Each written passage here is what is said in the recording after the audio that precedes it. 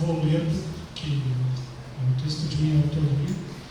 Eu acho que, depois de um tempo, eu achei que não teria tempo também, né, Vanderlei, diante do trabalho, para que a gente pudesse reformular. Mas é um texto breve para dar, então, início a essa proposta de pensar o inferno juntamente com o pensamento latino-americano. A América Latina é um território e uma questão para o pensamento. A noção de latino e de América já designa o destino de uma história não própria ou apropriada pelo colonizador, que impôs aos povos que aqui viviam um marco civilizatório do Ocidente cristão e que se consolidou pela conquista, exploração, e que comumente a gente fala a espada, e a aculturação, a cruz cristã, a aculturação de povos e culturas autóctones.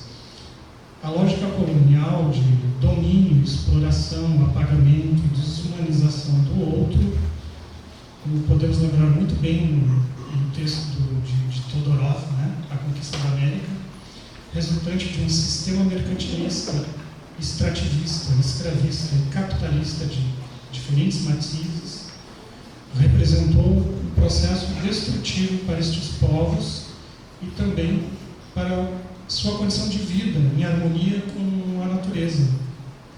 Tal lógica colonial, persistente também no contexto pós-independência, ainda se abate sobre as populações e minorias étnicas, os povos da floresta, as populações afrodescendentes e as culturas autóctones, que a duras penas resistem. Esta lógica, em sentido amplo, ameaça a própria sobrevivência da humanidade, sobretudo pela degradação persistente do sistema ambiental de vida. Na América Latina e no Brasil, como em outras partes do mundo que sofreram e ainda sofrem os efeitos deste processo histórico e civilizatório, para o bem e para o mal, se estabelece um solo fértil de questionamentos na busca de sentido sobre nossa condição de existência, ao mesmo tempo enraizada numa cultura sui generis e um lastro de dependência cultural, e muitas vezes políticas de epistemicídio.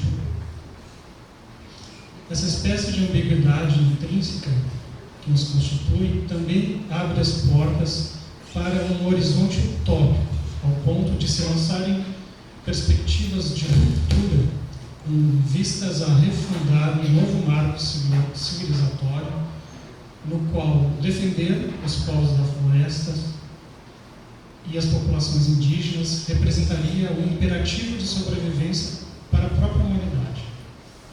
E até mesmo a possibilidade de refundação de nomes, não mais América Latina, mas talvez Abiai, Terra Viva, em referência ao nome que conferiam os antigos habitantes que aqui viviam, antes da chegada do colonizador, ou ainda América Latina, como Lélia Gonzalez a nomeia, para fazer referência a uma América Latina, negro-africana e indígena, que realça a participação e a contribuição desses povos para o desenvolvimento cultural do nosso território e as histórias e saberes secularmente apagados na construção de nosso projeto de sociedade.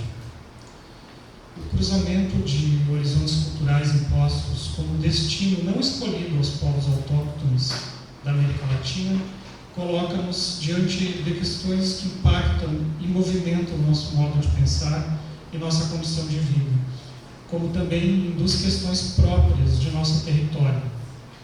A pergunta sobre quem somos, nossa identidade, sobre a alteridade no contexto de subordinação histórica e de histórias e de memórias verídicas, a diversidade que nos constitui como indígenas, africanos, europeus, e um cruzamento cultural efervescente, como bem reproduziu Thalita anteriormente.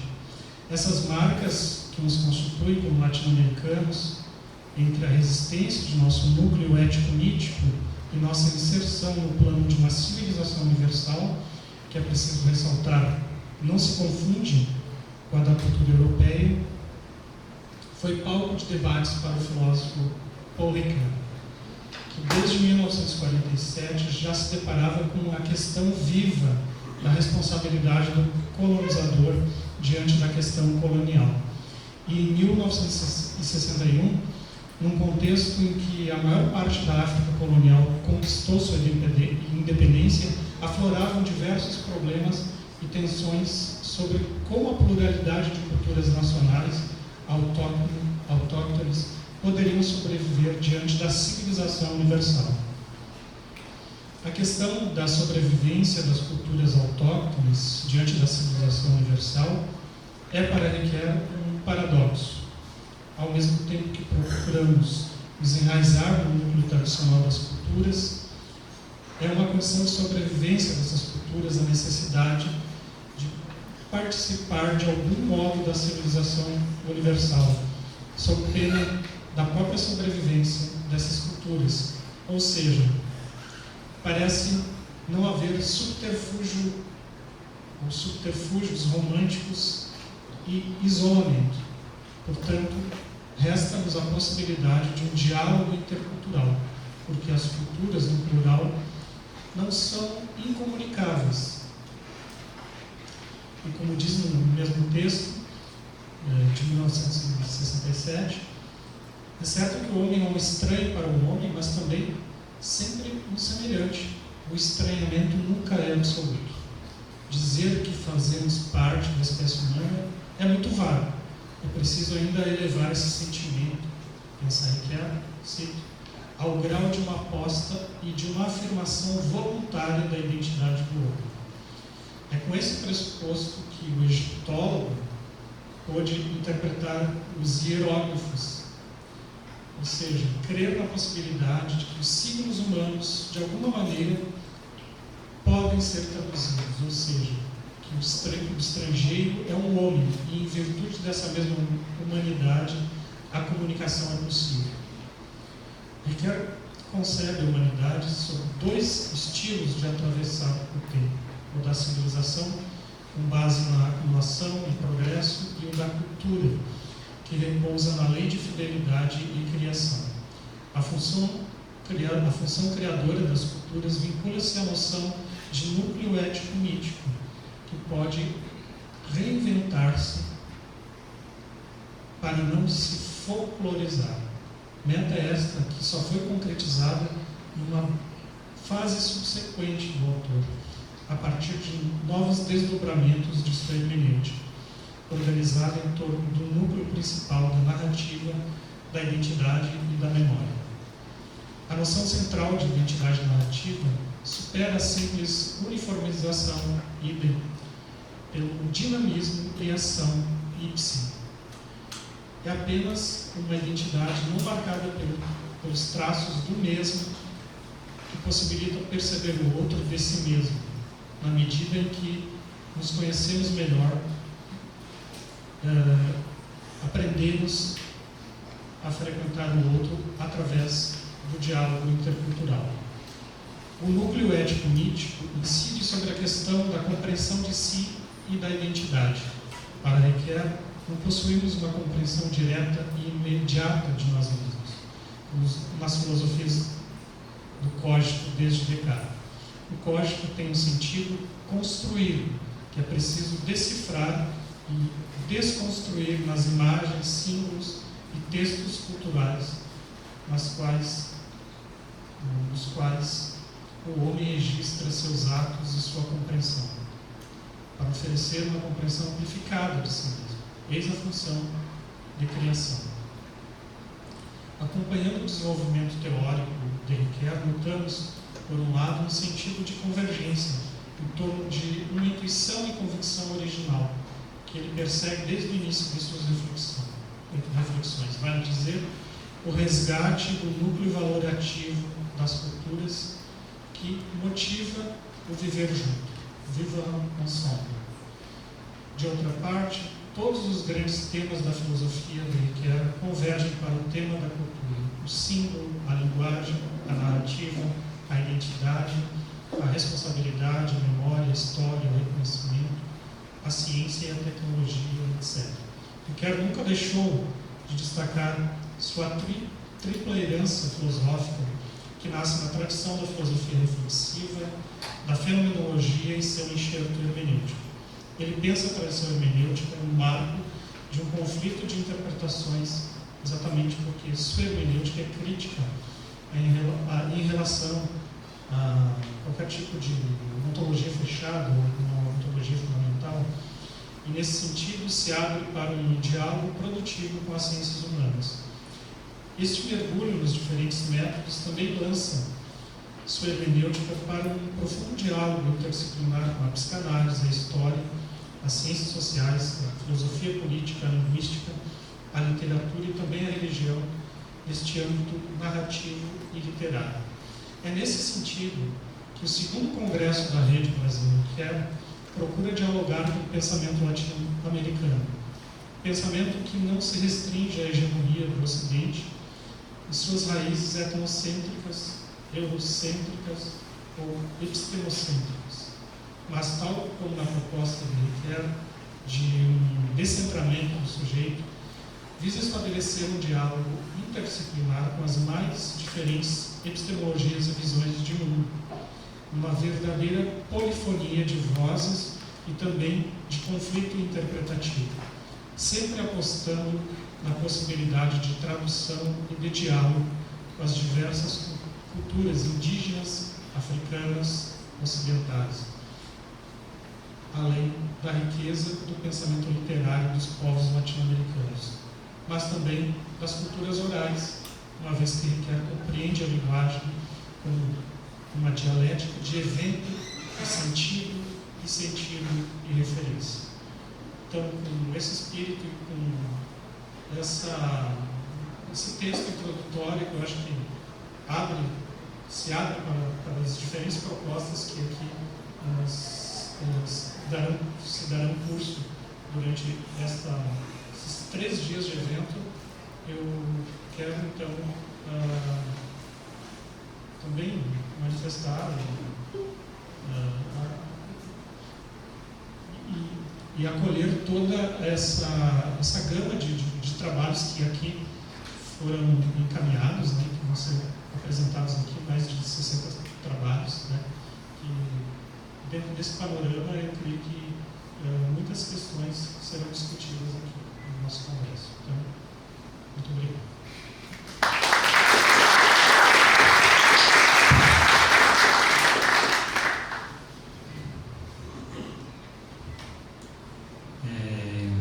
Nós intitulamos esse momento de primeiras palavras porque a gente não tinha um gênero próprio para colocar na nossa programação, mas achamos que é importante, como texto introdutório ou aperitivo que pode ser, vão ser aprofundados durante o congresso.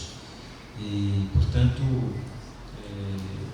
pensei em algumas questões sem responder nenhuma delas, mas fiquei pensando o que nós pensamos na América Latina. Como pensamos? Para quem pensamos quando pensamos filosofia ou outras áreas de conhecimento? Para quem se pensa? Porque o propósito nosso é um pouco isso, provocar de alguma forma com as nossas reflexões alguma ousadia de se pensar ou sintetizar o que nós temos de vários pensamentos na América Latina. Intitulei Riquet imerso na cultura local. E imerso aqui exatamente numa compreensão de Paulo Freire. Imerso enquanto um mergulho na consciência, para que se possa emergir. Portanto, toda a pedagogia libertadora do Paulo Freire, ela pulsa muito forte na América Latina. Fiquei pensando até mesmo no poeta que diz que aonde os pés pisam, a mente pensa e o coração ama. Requer, imerso na cultura local, é um convite exatamente a gente, das várias leituras que já temos, como, de alguma forma, encontrar um problema com uma dimensão de pesquisar, aprofundar a pesquisa local nessa relação com a universidade. E aqui no nosso congresso, claro que eu vou ler para alguns pesquisadores a lição batida, a lição passada. Mas nós temos, que é uma alegria nossa, estudantes de graduação de algumas universidades, da nossa aqui da UFMA, que é a Universidade Federal de Maranhão. Nós temos os estudantes de filosofia da Universidade Estadual de Parnaíba, que estão aqui com a gente. Temos os nossos estudantes de filosofia do Instituto Católico de Estudos Superiores, aqui no Piauí, o ICESP, que é um dos parceiros desse congresso. Temos estudantes de pós-graduação, temos os nossos pesquisadores. Então é um auditório bastante plural e é possível que nas nossas comunicações atinja uns, atinja outros, mas vamos atingir de forma diferente. Portanto, eu pensei assim, não dá para tratar dos vários movimentos do pensamento da América Latina. Vai fugir da primeira, se a gente quisesse. Uma sociologia própria da América Latina. A antropologia que aí nós temos. São vários movimentos. Pensei em dois, da filosofia e na teologia. De forma assimétrica mesmo. Só como provocação para que durante mesmo o nosso congresso possamos aprofundar de alguma forma. E começo com um poeta que diz: peço licença para algumas coisas. Primeiramente, para desfraudar esse canto de amor publicamente. Tiago de Mello. Eu vou continuar a poesia, que ela é longa e linda. Começo com o primeiro movimento latino-americano, uma proposta de filosofias da libertação. De filosofia da libertação. É isso que nós temos no Dussel como um expoente para esse tipo de provocação. Aqui, mais próximo da gente, temos o professor Wolff, que nos provoca a pensar um pouco mais à distância. Pensemos no encontro de Dussel e Riquet. Pensemos no diálogo significativo em torno do eixo ética e hermenêutica. Pensemos no objetivo próprio da filosofia, como diz Riquet, é libertação. Pensemos em uma filosofia do encontro e do diálogo. Esses encontros marcaram não apenas uma troca intelectual, mas fundamentalmente a emergência de uma visada filosófica que desde a América Latina punha um novo horizonte de pensamento crítico. Riquet pensa filosoficamente a simbólica, a história, a ética e tantos outros temas que nós vamos saborear nesses 3 dias. Mas, Dussel, por outro lado, nos traz uma voz que é de uma filosofia da libertação. Dussel considera que essa tradição, e aqui ele faz uma crítica ao mundial do Riquet, essa tradição europeia permanece limitada ao não enfrentar diretamente as condições materiais da opressão. Quando a barriga dói, fica bastante difícil o pensamento fluir. Não é Dussel que diz, tentando pensar junto. A partir dessa crítica, ele propõe um diálogo que não rejeita Riquet, mas ultrapassa, ampliando a hermenêutica textual para uma hermenêutica da praxis social, ancorada nas realidades concretas dos oprimidos, da América Latina. São muitos, não podem ser naturalizados ou negados. Para o filósofo Dussel, conceitos como a simbólica do mal e a hermenêutica de si são valiosos para interpretar os mecanismos de exclusão, mas precisam ser convertidos em instrumentos de transformação. A ética, a hermenêutica fenomenológica de Riquet pode ser pensada nas vivências dos pobres, dos indígenas, dos negros, dos trabalhadores sem terra, dos ribeirinhos, dos marginalizados, que constituem o chão social latino-americano.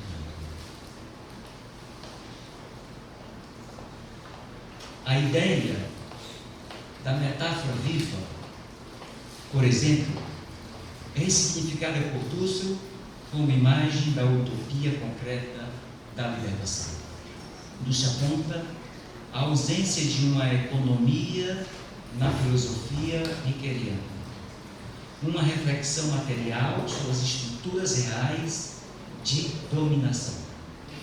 Enquanto Riquet permanece no âmbito da linguagem e da subjetividade, Dussel reivindica uma filosofia que envolva a ação política e transformação econômica. Para que pensamos? Como ele afirma, Dussel, a economia responde diretamente à lógica da reprodução da vida humana. Uma comunidade de comunicação é o desenvolvimento de uma comunidade de vida.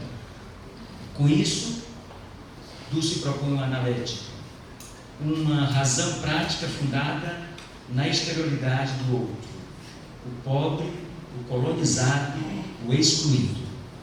Esse movimento epistemológico marca a força e a originalidade da filosofia latino-americana, que não apenas dialoga com o pensamento europeu, mas o refigura a partir de sua própria realidade histórica.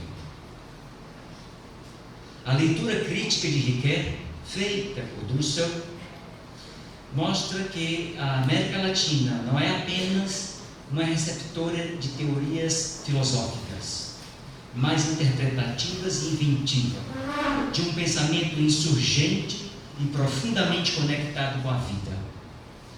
E assim inscreve a região no mapa do pensamento global, como espaço vital de resistência e de transformação. Para quem pensamos? Um outro movimento são as teologias da libertação.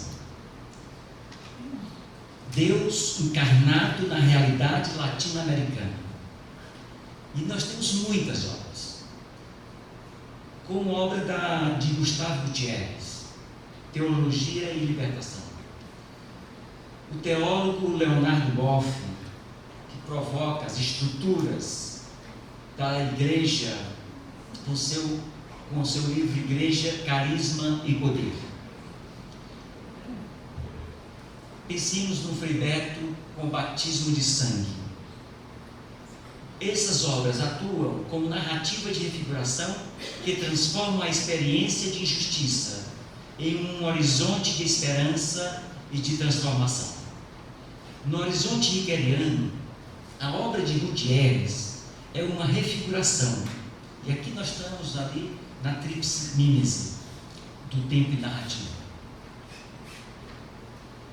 Uma refiguração da narrativa histórica latino-americana, marcada pela pobreza estrutural. São muitas as pobrezas. Há a pobreza econômica, há uma pobreza estrutural, há uma pobreza de abertura de espírito. A opção preferencial dos pobres atuam como um símbolo vivo cuja interpretação reconcilia o texto sagrado e a realidade social. Assim, a libertação deixa de ser uma mera categoria política para se tornar um ato narrativo de salvação, que demonstra a identidade dos oprimidos, projetando um futuro possível onde a história redimida encontra seu sentido na boa notícia. Todo texto sagrado só pode ser sagrado se for texto de libertação. Toda filosofia só pode ser filosofia se for para abertura de sentido e de transformação. De maneira similar, na perspectiva hermenêutica, Leonardo Boff interpreta a instituição eclesial como um texto em disputa. Um espaço onde a narrativa oficial, centralizadora, e a narrativa popular das comunidades eclesiais de base tensionam uma configuração do sentido. O poder, entendido como uma estrutura simbólica, pode ser lido tanto como obstáculo quanto como possibilidade de libertação. Ao propor a igreja das comunidades de base, Leonardo Boff realiza uma hermenêutica da suspeita contra os abusos da instituição e uma hermenêutica da confiança na capacidade dos pobres, dos oprimidos, dos esquecidos, de reescreverem a sua história. Já a cristologia de John Sobrino se desenvolve como uma narrativa identitária. Jesus é interpretado a partir da figura do crucificado da história. Tem uma obra que é tecer os empobrecidos da cruz. Uma metáfora viva que, na hermenêutica rickeriana, é um símbolo excedente de sentido. Essa releitura articula a memória do martírio da injustiça com a promessa escatológica, permitindo que o Cristo latino-americano seja reconhecido na carne dos oprimidos. A relação mundo-texto encontra aqui sua plenitude. A história e todo o percurso da vida de Jesus mostra o horizonte de libertação para os povos subjugados deste continente. Por fim, o relato autobiográfico e histórico de Frei Beto, que traz a memória de muitos torturados por governos, os sistemas de governos autoritários. Frei Beto, em um ato narrativo, entrelaça testemunho pessoal e memória coletiva. No vocabulário de Riquet, trata-se de uma narrativa testemunhal, onde a identidade do narrador se constrói na interconexão de histórias vividas e histórias contadas. A experiência da resistência à ditadura torna-se uma parábola hermenêutica que projeta o sentido da fé como praxe libertadora. Não é permitido, por uma questão mesmo de inteligência mínima, qualquer ode às ditaduras no século XXI. Não se pode aceitar nenhum tipo de movimento que seja um retrocesso histórico de posicionamentos de direita extrema, porque a direita extrema mata, e os pobres passa a ser todos que estão na mira desse tipo de permissão política. É quase uma convocação, de alguma forma, que a gente possa fazer a democracia brasileira e latino-americana, que é uma experiência ainda jovem e quase sempre estuprada, de vez em quando, que nós acompanhamos. A teologia da libertação é também a teologia narrativa. Através da narrativa, nas obras de Gutierrez, Boff, Sobrino e Beto, a história e a memória não são estáticas nem estéticas. São forças vivas que carregam em si operações intencionais, a qual, ao recontar a experiência dos oprimidos, abrem caminhos para a redenção e para a justiça. Nós conversamos na diretoria da Rede Brasil Quer e queríamos, no primeiro dia do nosso congresso, propor a todos os congressistas que a gente poderia sair desse congresso com uma moção de apoio à democracia e à soberania nacional que está sendo atentada e não podemos aproveitar essa oportunidade de encontro, de convivência, de troca de experiência e de sentimentos que nós, o segundo Congresso Internacional da Rede Brasil Quer, saiamos com uma carta robusta, sintética, que a gente possa divulgar nos meios de comunicação dos nossos países, né, e dos nossos estados aqui no Brasil. Muito obrigado.